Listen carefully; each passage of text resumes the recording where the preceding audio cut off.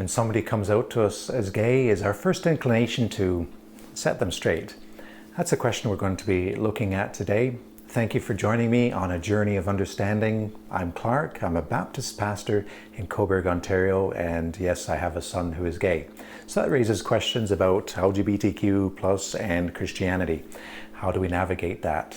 So if you'd like to join me on this journey, a series of videos exploring that, then please hit subscribe, hit the bell to be notified, and let's go sailing. Well, let's go back to the early days, back to the 1990s when I was in seminary. This is really where I first had to grapple with this idea of Christianity and how does it relate to LGBTQ+.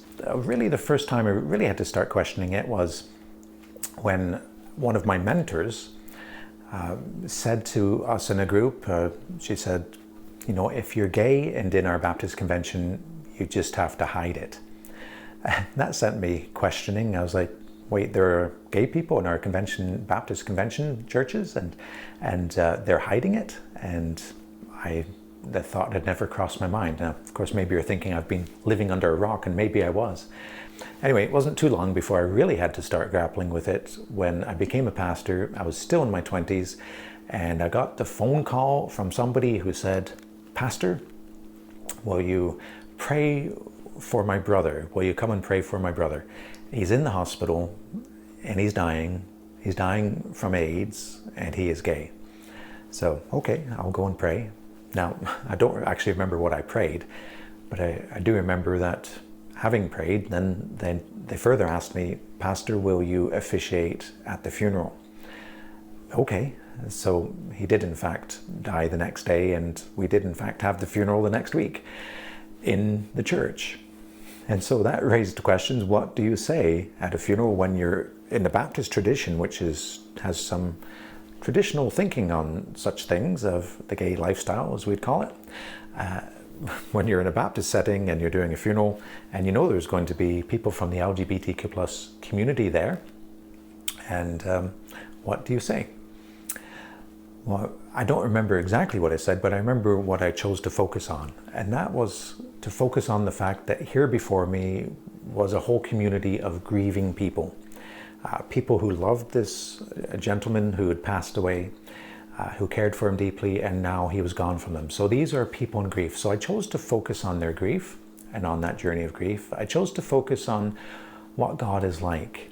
I chose not to focus on what the Bible says about LGBTQ+, about a gay lifestyle.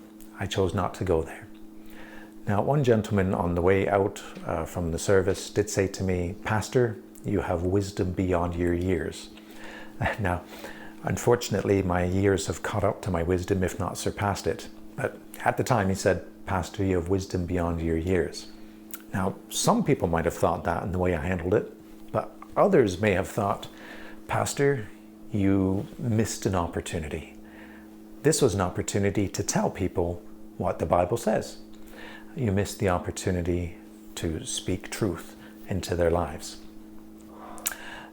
So what would you think?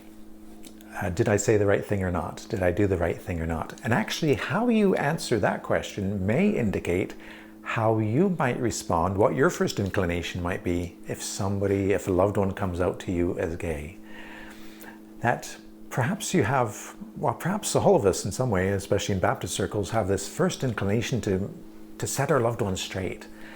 We don't want them going on a path that we think will be harmful for them. So we want to set them straight. That's our first inclination. But perhaps the first inclination should be to ask, how are you? Maybe the first things we should say is, do you want to talk about that? And tell me about this journey that you've been on. And you know, it's never the case really that somebody just thinks about being gay one day and comes out to their parents the next. It's usually the case that by the time the parents know, there's been a long journey there, many days, months, years of wrestling with being on a journey of trying to understand it themselves. And oftentimes there's a lot of pain, a lot of hurt, a lot of fear, a lot of stress about coming out to loved ones about it. And so there before us isn't maybe a person who immediately needs setting straight according to our understanding, but maybe there's a person who just needs a hug, who just needs some space to be able to talk it through. And this is important for those of us that are pastors, or actually any of us that have shepherding roles in the lives of people. That we could be aunts or uncles or loved ones, relatives, friends. If we have a shepherding role in the lives of others, it's our first inclination to get the sheep going the right direction, to send out the sheepdogs to make sure they're all headed straight. Or should our inclination actually be, in this case, to stop and pick up that lamb and check for wounds? What is our role as a shepherd there?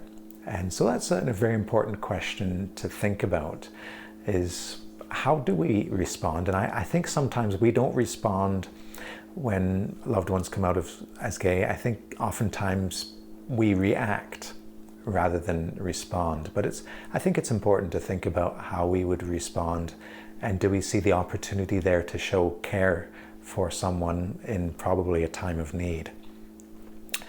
So you might be wondering, how did I handle it when my son came out as gay? Well, let's just say I could have done better and I could have done worse. It depends on who you ask, really. If you ask my son, he's going to tell you, yeah, Dad could have done a lot better. But if you ask me, I'm going to say, well, yeah, actually I could have done a lot worse. But we won't talk about that just yet. Maybe that will be a future video that I'll include that when we get there. But there's some sailing to do between now and then, some journeying to be on. So thank you for joining me in the journey this far, and we look forward to being with you on the journey further. So thank you.